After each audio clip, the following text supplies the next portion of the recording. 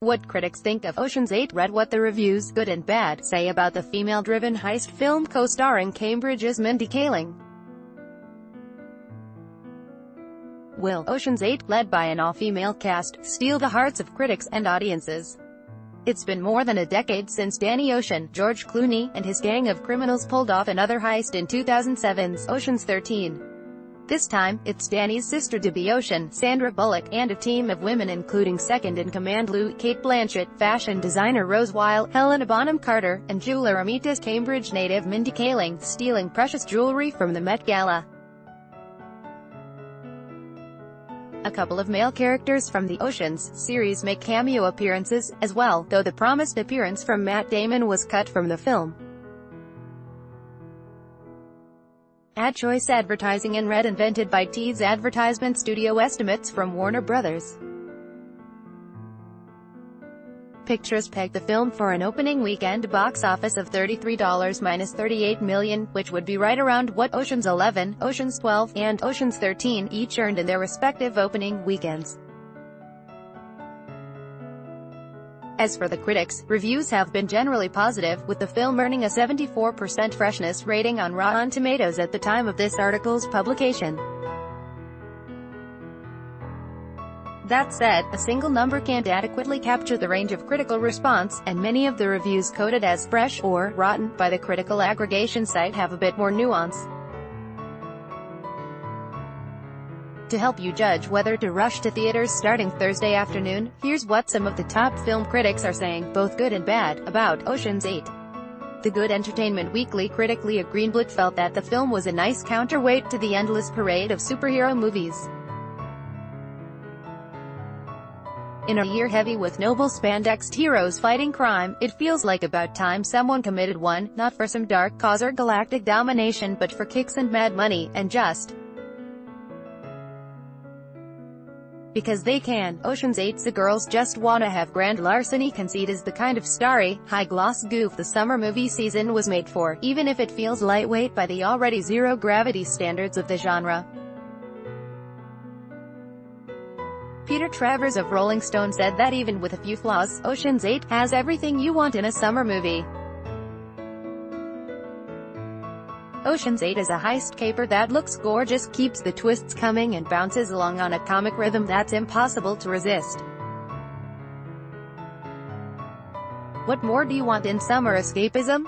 Justin Chong of the Los Angeles Times said that the film is proof positive that movies with all-female casts aren't only enjoyed by female audiences, comparing it to 2016's Ghostbusters remake but noting its better results. It should go without saying that a splashy Hollywood caper picture featuring 1 or 2, or 8, female leads should have as much appeal for men as for women. Like 2016's distaff reboot of Ghostbusters, only with better results, and far less accompanying fanboy outrage, Ocean's 8 is very much a movie about women at work and having a grand time doing it. The so-so advertisement in theorizing that heist films are almost impossible to mess up, the Boston Globe's Tiber called the movie a 2 3/4 star affair if ever there were one. Ocean's 8 has the novelty of an all-female starring cast, and while it hums along smoothly and delivers a reasonably enjoyable 2 hours at the movies, no one will mistake it for inspired.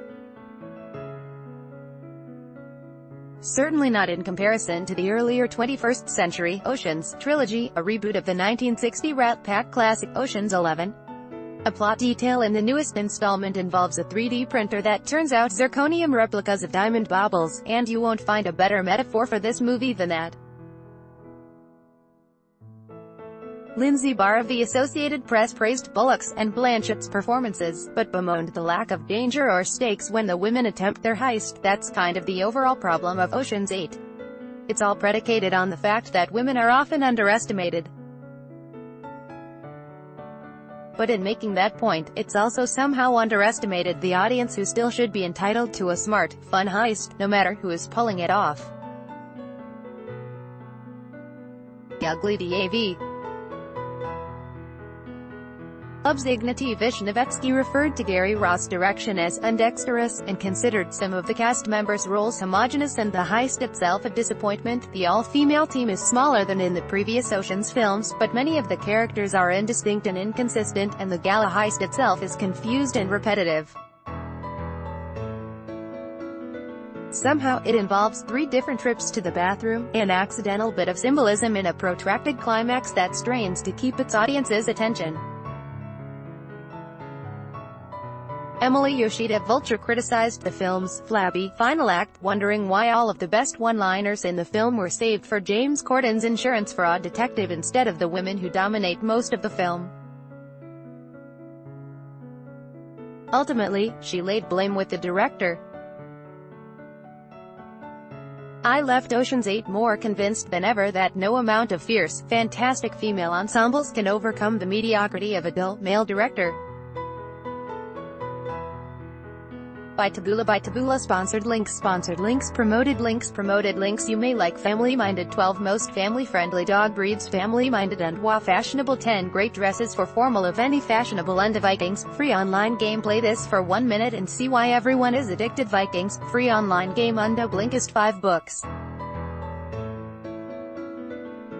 will change your life. Blinkist Undo Babel. This app will have you speaking a new language in 3 weeks. Bablindo Throne. Free online game. If you're over 30 and own a computer, this game is a must-have. Throne. Free online game. Undo.